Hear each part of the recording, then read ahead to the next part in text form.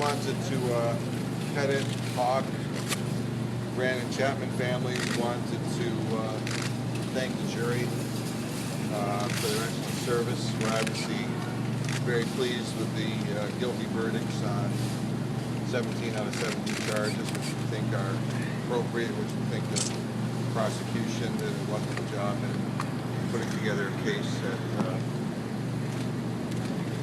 was completely believable and beyond any reasonable doubt to a jury. Right from the start, I personally felt it was a case partly about sexual predation, which is partly why our mission in the Petit Family Foundation, we've given a number of grants to groups that work with victims of domestic violence and other forms of violence. There's just a huge plague of violence against women in this country and all across the world. I thought 1,000 times what would have been different if I had 2 sons as opposed to 2 daughters. So, I did make that clear and didn't want to interject myself on the trial, but I always thought right from the beginning that part of this was about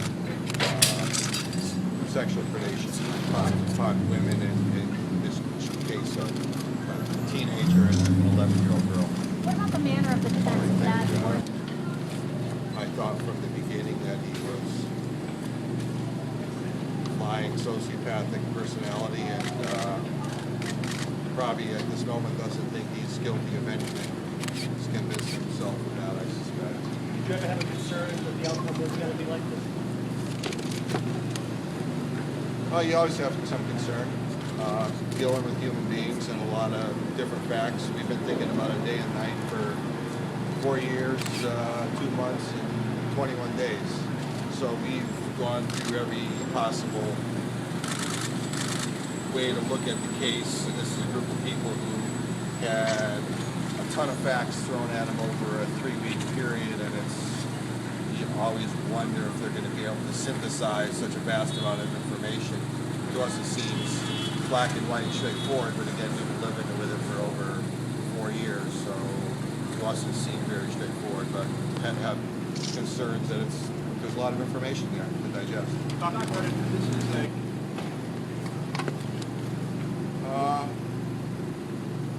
There's occasional moments of peace.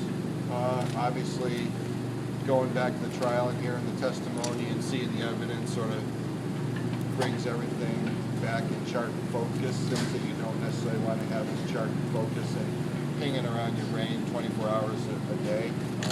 So it's been very difficult, but it's not clear to me that time heals all wounds, but you form some form of scars that, and like I said in some interview, that sort of jagged hole in your heart, you smooth out the edges a little bit, and you just take it one day at a time. And we've had myself, the Petit family, the Hawke family, the Wrens, the Chapmans have had tremendous support from the local community, the state of Connecticut regionally, and indeed worldwide. Again, with the trial coming up, this time again the letters started coming in from Australia and Ireland and Abu Dhabi and Qatar and places that I can't even imagine, and from all 50 states. So we've had just a tremendous amount of support. We really thank the people of the U.S. and the people around the world who've supported us throughout this time. I'd just like to say, sir, I know it isn't joy, but what word would you put to it? What adjective would you use? I think it's relief. Everyone felt that for justice to be served, the defendant needed to be convicted on these 17 counts. So I think it's a sense of relief. We're only partway there. We still have the penalty phase to go through. So Mr. Dearington, Mr. Nicholson, Mr. Sage, and your team have a lot of work to go. A lot of work still to go as they get into the second phase of the trial. Dr. Heard his voice in the confession, and particularly how the familiarity he treated your daughter with. What went through your mind? I think everybody in the family was I guess the politest word was nauseated and sickened that somehow someone who would invade a home and find and terrorize an 11-year-old girl would talk about it as if he was best friends with her. And I can tell you it's something that I didn't testify to. She, until she was 11 years old, wouldn't look my brother-in-law in the face. She just, whenever men came around, she averted her glance. She was incredibly shy around men. Once she got to know you, she would talk with you, but to hear a statement that they locked eyes and there was some sort of bond was really sort of nauseating and really beyond the pale, because that is not something that Michaela Rose Pettit would have ever done with a man who had broken into her bedroom and sexually assaulted her. Would you say that was the hardest part of the trial for you? Oh, that was very difficult. She was a sweet girl.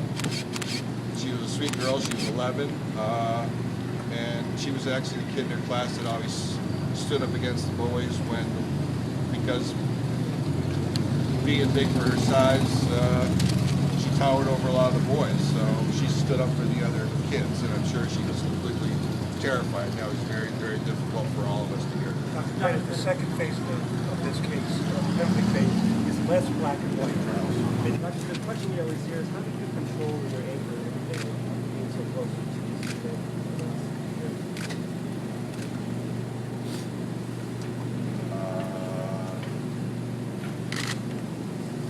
I just knew the appropriate thing was to let the law take its course, as exceedingly slow and excruciatingly painful as it was, and that there was nothing that I could do to make that any better by looking like an enraged or crazed father. And I thought that really Jennifer, Hayley, and Michaela would want me to conduct myself with respect and dignity in spite of the circumstances. So I thought it would really dishonor their memories to act crazy, be violent. I can see Jen stand there, and she would chastise me without a doubt if I had that kind of attitude. So I think it was really with their memory. I don't know if the Hawks or Johanna want to say anything.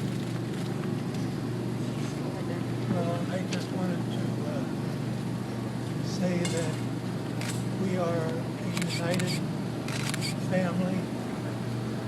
We are people of faith, and it's that faith that has brought us through these past 4 years, and it's that faith that will continue to keep us together and strengthen us for the future, and to be able to live through this experience, never forgetting it, because we will always keep our daughter and our grandchildren in our hearts and in our minds. They will be with us until we join them in their spiritual state. And doctor, have you thought what now that this is over, have you thought about what the next years you hope will bring? The honest answer is no, I haven't thought it through completely. Thank you. Thank you all very much. Thank you very much. Thank you.